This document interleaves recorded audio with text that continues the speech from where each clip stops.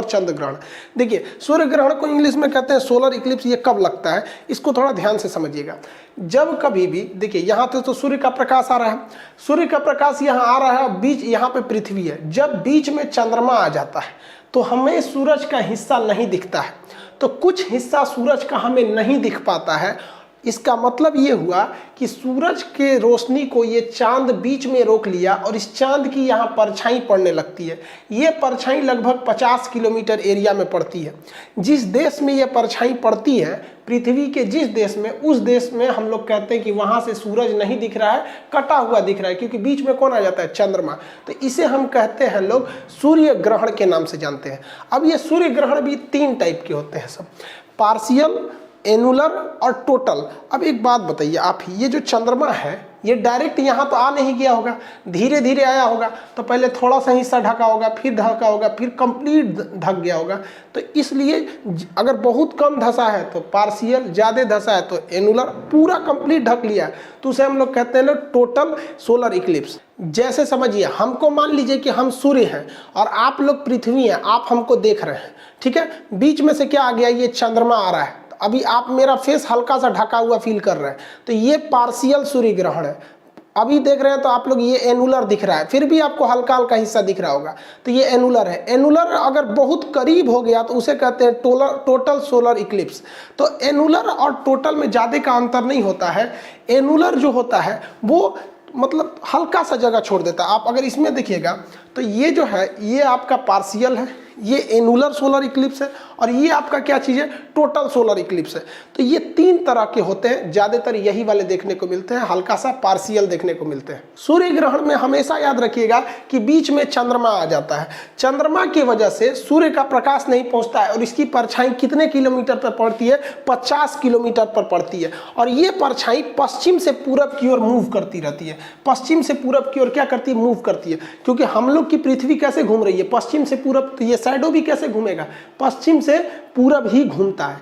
लेकिन क्वेश्चन समझिएगा ध्यान से कि सूर्य ग्रहण बहुत जल्दी खत्म हो जाता है। जिसका रीजन देखिए, बहुत सिंपल सा रीजन है। सूर्य ग्रहण जल्दी क्यों खत्म होता है, तो हम ये जो चंद्रमा है ये अपने एक्सिस पे इधर की ओर भाग रहा है, ठीक है। और ये जो पृथ्वी है ये सूर्य का चक्कर लगाती है, तो ये भी अपने एक्सिस से इधर की ओर भाग रही होती है।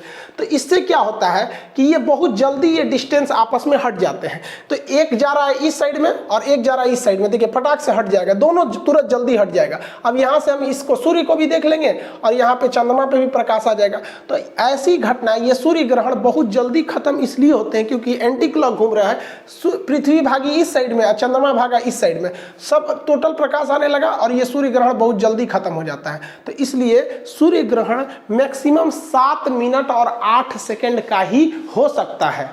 देखिए ये जो सूर्य ग्रहण है, ये सूर्य ग्रहण जब भी लगेगा तो अमावस के दिन लगता है। अमावस को हम लोग कहते हैं न्यू मून। उस दिन चांद पूरी तरह से काला होता है, हम लोग कहते हैं अंधरिया है न्यू मून के दिन, उसे हम अमावस कहते हैं। कैसे, आप जरा ध्यान दीजिए, सूरज की रोशनी चंद्रमा पे पड़ जरूर रही है लेकिन वो इस साइड में पड़ रही है। आप देखेंगे तो सूरज की रोशनी इस साइड में पड़ रही है, जबकि हम लोग चांद को इस डायरेक्शन से देख रहे हैं। तो हमें तो चांद यहाँ वाला दिखेगा, काला ही तो दिखेगा।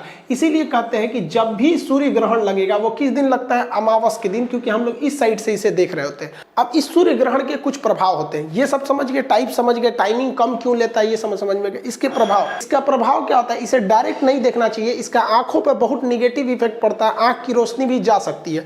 दूसरा कि टेम्परेचर, वातावरण का टेम्परेचर कुछ समय के लिए घट जाता है। और ये सूर्य ग्रहण ज्यादा देर के लिए तो लगता भी नहीं है, 7 से 8 मिनट के लिए सूर्य ग्रहण लगता है। देखिए अब चंद्र ग्रहण समझते हैं हम लोग। चंद्र ग्रहण को इंग्लिश में लूनर इक्लिप्स कहते हैं। चंद्र ग्रहण के समय होता क्या है कि चंद्रमा जो होता है वो साइड में आ जाता है, घूमते घूमते इस साइड में, और बीच में आ जाती है पृथ्वी।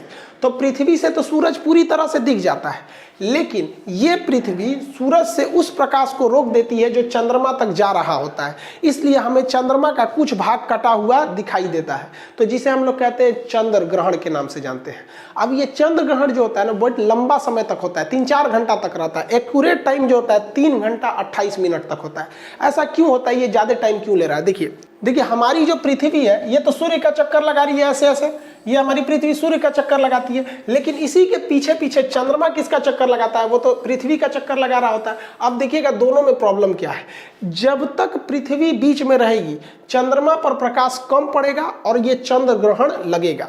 तो चंद्र ग्रहण का रीजन देखिए, पृथ्वी जा रही है अपने एक्सिस पे और ये भी उसी के साथ साथ बढ़ेगा। तो ये कुछ देर तक ऐसी कंडीशन आएगी जब पृथ्वी क्या रहेगी, बीच में आ जाएगी इन दोनों के, इसलिए इसमें टाइमिंग थोड़ी सी ज़्यादा लग जाती है। और वही अगर सूर्य ग्रहण की बात करेंगे तो सूर्य ग्रहण की टाइमिंग बहुत ही कम होती है। इसकी टाइमिंग कितनी हो जाती है, 3 से 4 घंटे लगता है। ये जब भी लगेगा तो पूर्णिमा के दिन लगेगा। जैसे देखिए ध्यान से, जब पृथ्वी बीच में नहीं थी तो सूर्य का प्रकाश टोटली इस पर पड़ता था, टोटली पड़ता था और ये चमकीला दिखता था और हम लोग को इसको देखने में कोई दिक्कत नहीं थी, हम एकदम इसका चमकीला भाग देख लेते थे। लेकिन बीच में कौन चला आया भैया, इनके बीच में चली आई पृथ्वी, पृथ्वी आके रोक दी इसे। तो पूर्णिमा के दिन ही, फुल मून के दिन ही आपको क्या दिखने को मिलेगा, चंद्र ग्रहण। इसको याद रखने का एक ट्रिक समझिए कि भैया पूर्णिमा के दिन ही तो पूरा चांद निकलता है, और वो ढका कि नहीं ढका तभी ना हमें समझ में आएगा। अमावस के दिन से पूरा चांद नहीं निकलता है, वो ग्रहण लगा कि मर गया क्या पता चलता है। तो ट्रिक से हमेशा याद रखिएगा कि पूर्णिमा के दिन पूरा चांद निकलेगा और उसी पे ढक जाएगा तो क्या निकलेगा, चंद्र ग्रहण लगता है।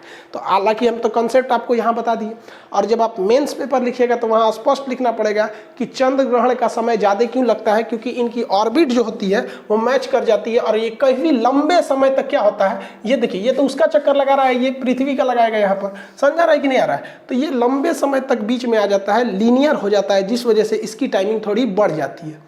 चंद्र ग्रहण के समय चांद हल्का सा दिखाई देता है, बाकी का हिस्सा उसका हल्का लाल रंग का दिखाई देता है, तो जिसे हम रेड मून के भी नाम से जानते हैं। चंद्र ग्रहण के वक्त में चंद्रमा के ऊपर किसकी छाया पड़ेगी, तो चंद्र ग्रहण के समय चंद्रमा के ऊपर पृथ्वी की छाया पड़ेगी।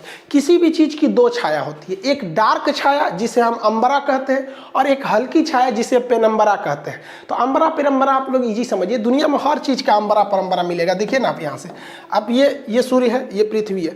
अब इसके 2 साइडों दिख रहे होंगे, ये वाला साइडो डार्क है और एक हल्का साइडो ये दिख रहा है। तो जो डार्क है वो अंबरा है और जो डार्क नहीं है वो पेनम्बरा है वहाँ पर।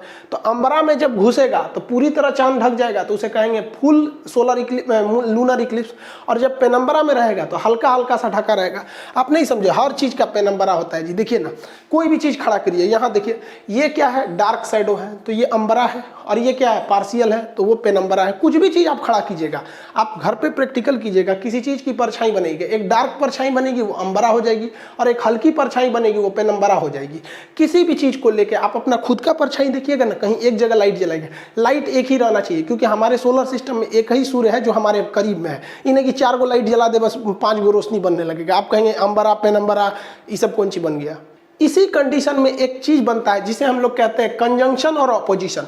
कंजंक्शन मतलब क्या होता है, जोड़ देना किसी चीज को। तो जब कभी भी सूरज, पृथ्वी और ये इन दोनों के एक ही साइड में, तीनों एक ही साइड में अगर आ जाते हैं तो ये इस कंडीशन को हम लोग कहते हैं युति। इसे क्या कहते हैं, युति। तो ये 180 डिग्री हो जाते हैं सब। लेकिन जब चंद्रमा दूर चला जाता है, सूरज से क्या हो जाता है, दूर चला जाता है, तो उनमें वियोग हो जाता है, दूर हो जाते हैं, अपोजिट डायरेक्शन में हो जाता है, तो उसे कहते हैं अपोजिशन यानी वियुति। तो कंसेप्ट देखिएगा, एक कंफ्यूजन नहीं हो जाएगा। चाहे वो इस साइड हो, चाहे चंद्रमा सूरज की साइड हो जाए, तो क्या है, युति है, यानी डायरेक्शन थोड़ा सा करीब आ गया, युति है, तब भी 180 डिग्री का एंगल बनेगा, तीनों एक सीध में है। और अगर चंद्रमा दूर चला जाए यानी अपोजिट चला जाए तो वो अपोजिशन हो जाएगा। उस कंडीशन में भी 180 डिग्री का ही एंगल बनता है, इसमें 180 डिग्री का होता है। तो युति और वियुति इन दोनों कंडीशन में चंद्रमा, पृथ्वी और सूर्य तीनों एक डायरेक्शन में हो जाते हैं और 180 डिग्री का एंगल बनता है। लेकिन युति में चंद्रमा सूर्य की ओर होता है और वियुति में सूर्य से दूसरी ओर होता है। देखिए, हमारे पृथ्वी पर 71% पानी है।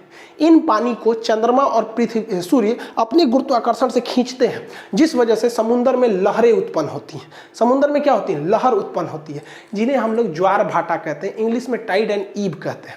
तो पृथ्वी खींच रही है, चंद्रमा और पृथ्वी मिलकर क्या कर रहे हैं, खींच रहे हैं सब हमारे पृथ्वी के पानी को। तो इस खिंचाव को ही हम कहते हैं ज्वार भाटा। समुद्र में इन ज्वार भाटा के उत्पन्न करने में सूर्य और पृथ्वी, इन सूर्य और चंद्रमा, इनके खिंचाव बल यानी गुरुत्वाकर्षण बहुत महत्वपूर्ण भूमिका निभाता है। अब हम आपसे क्वेश्चन पूछते हैं, आप बताइए कि कंजंक्शन में तगड़ा खींचेगा या ऑपोजिशन में तगड़ा खींचेगा, बहुत तेज किस में खींचेगा, बहुत भयानक पावर से किस में खींचेगा। आप वीडियो रोक के कमेंट कर सकते हैं। देखिए आप समझिए, यहाँ पर जिस डायरेक्शन में, इधर से देखिए, अगर जिस डायरेक्शन में चंद्रमा खींचने की कोशिश कर रहा है उसी डायरेक्शन में सूरज भी खींचने की कोशिश कर रहा है पृथ्वी के पानी को, समुद्र के पानी को। अब लोटा में से नहीं ना खींच पाएगा, लोटा में पानी कितना रहता है, कहेंगे सर लोटा में ज्वार भाटा नहीं आता, लोटा में कहाँ से आएगा, एरिया ज़्यादा रहना चाहिए ना, समुद्र का पूरा खुला एरिया है, खींच लेता है, तो पानी में ज्वार भाटा आ जाते हैं सब। तो जब कभी भी कंजंक्शन यानी युति की स्थिति होती है तो समुद्र में भयानक लहरें उत्पन्न होती हैं, बहुत जबरदस्त लहर उत्पन्न होती है। समझ में आ गया कि नहीं आ गया। लेकिन वियुति के समय क्या होती है कि चंद्रमा इधर से खींच रहा होता है और सूर्य इधर से खींच रहा होता है, तो इसमें भी लहर उठती है लेकिन बहुत भयानक टाइप से नहीं उठ पाती है। तो सबसे हाई जो होता है उसे हम लोग कहते हैं स्प्रिंग टाइड। बहुत ज़्यादा उठेगा तो उसे क्या कहते हैं, स्प्रिंग टाइड। और ये भी देखिए इसमें भी ज़्यादा ही उठाता है तो कहेगा कि जब ज्वार भाटा बहुत बड़े आते हैं, स्प्रिंग टाइड सबसे ज़्यादा ज्वार भाटा कब आएगा, तो कंजंक्शन के टाइम पे, उससे थोड़ा सा नीचे रहेगा ऑपोजिशन के टाइम पे ये रहता है, और इसकी आकृति बहुत बड़ी हो जाती है यहाँ पर। लेकिन एक और कंडीशन आता है, क्योंकि चंद्रमा तो घूम रहा है, आप देखेंगे तो चंद्रमा क्या है, यहाँ से ऐसे ऐसे क्या कर रहा है, घूम रहा है, तो हमेशा एक कंडीशन पे तो रहेगा नहीं चंद्रमा यहाँ पर। ऐसा भी तो हो सकता है हम चंद्रमा को इन दोनों छोर पे रखे थे, अब ऊपर नीचे रख के देख लेते हैं तो ये 90 डिग्री का एंगल बन जाता है। तो 90 डिग्री का जब एंगल बनता है तो इसमें जो इधर पानी खींच रहा है सूर्य और इधर की ओर खींच रहा है चंद्रमा, तो इसमें ना पानी की लहरें बहुत ज़्यादा नहीं उठ पाती हैं। और इसमें भी सेम कंडीशन, ये इधर खींच रहा है, ये इधर खींच रहा है, तो दोनों कंडीशन में तो एंगल 90 डिग्री का ही तो बन रहा है। तो जब 90 डिग्री का एंगल बनता है तो ऐसे ज्वार भाटा को हम लघु यानी छोटा वाला ज्वार भाटा कहते हैं, यानी नीप टाइड कहते हैं। इसमें ज्वार भाटा की ऊंचाई बहुत ही कम होती है, थोड़ा सा छोटा होता है, इस टाइप में होता है ज्वार भाटा यहाँ पर। तो इसमें खींचने में दो चीज़ों की बहुत महत्वपूर्ण भूमिका है। कौन कौन सा चीज़ का, एक सूर्य के गुरुत्वाकर्षण, चंद्रमा का गुरुत्वाकर्षण। लेकिन सूर्य का गुरुत्वाकर्षण पावरफुल है लेकिन दूर है, इसलिए उससे ज़्यादा इफेक्ट डाल देता है चंद्रमा का गुरुत्वाकर्षण, क्योंकि वो कम पावर का होने के बावजूद वो क्या है, ज़्यादा करीब है। और इसमें एक और चीज़ काम करता है, पृथ्वी का घूर्णन गति। पृथ्वी ऐसे घूम रही है तो समुद्र का पानी हल्का सा अपने छलकता है और वो दोनों खींच लेते हैं ऐसा। तो यूपीएससी 2014 का क्वेश्चन था कि इसमें ज्वार भाटा उत्पन्न करने में किसका योगदान, तो तीनों का। ऑप्शन डी था, क्योंकि 1 2 3 सब सही थे ऑप्शन डी पे। समझ में आ रहा है कि नहीं। अब ये इस लहरों को उत्पन्न करने में ये मुख्य भूमिका पृथ्वी का घूर्णन गति, चंद्रमा का गुरुत्वाकर्षण, सूर्य का गुरुत्वाकर्षण इसमें होता है। जबकि आप देखेंगे हीरोइन गाना गाती है, सागर में उठने वाली हर लहर को सलाम, ये तो तोरा खाती उठ रहा है काई, तो चंद्रमा पृथ्वी ये सब के गुरुत्वाकर्षण से उठ रहा है, इनको अपने सुझल रहता है।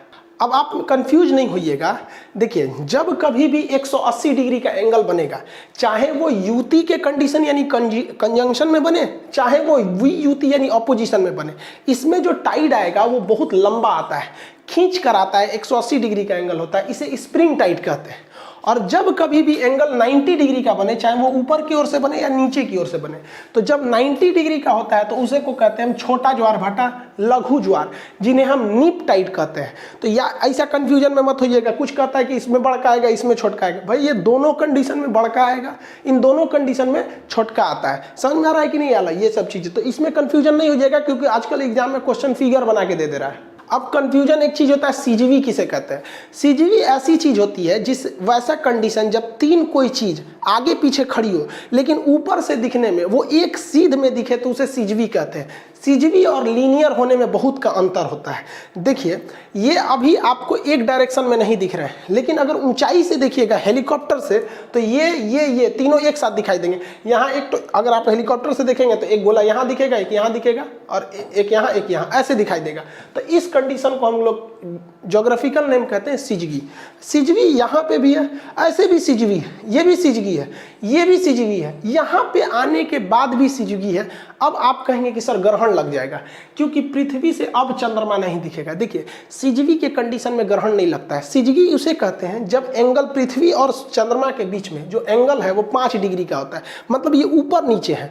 मतलब यहाँ से आपको सूरज ऐसे भले दिखने में लग रहा है कि सूरज नहीं दिखे, लेकिन ये चंद्रमा 5 डिग्री उठा हुआ है, इस वजह वजह से इसके पीछे से हमें सूरज देखने को मिल जाएगा।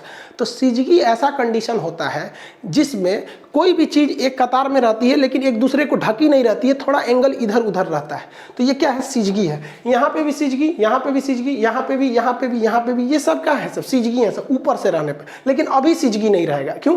क्योंकि जब ऊपर से देखेंगे तो केवल दो चीज़ दिखेगा, ये इसको ढक लेगा।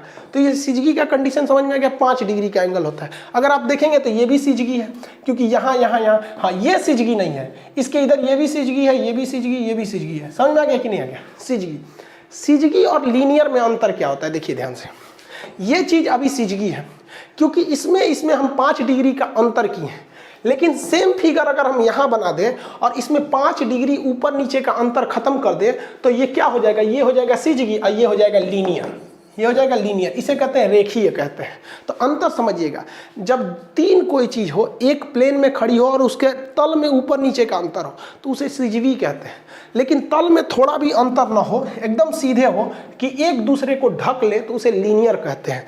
लीनियर के कंडीशन में ही आपका ग्रहण लगता है। ये कई बार क्वेश्चन पूछा है कि ग्रहण लगने के लिए सिजवी जरूरी है कि लीनियर जरूरी है। लीनियर एक ही पे होता है, इस पे कोई एंगल नहीं है, इसलिए एक क्या करेगा? बीच वाला ढक लेगा, जबकि इसमें नहीं ढक पाता है। तो सिजवी और लीनियर में अंतर होता है।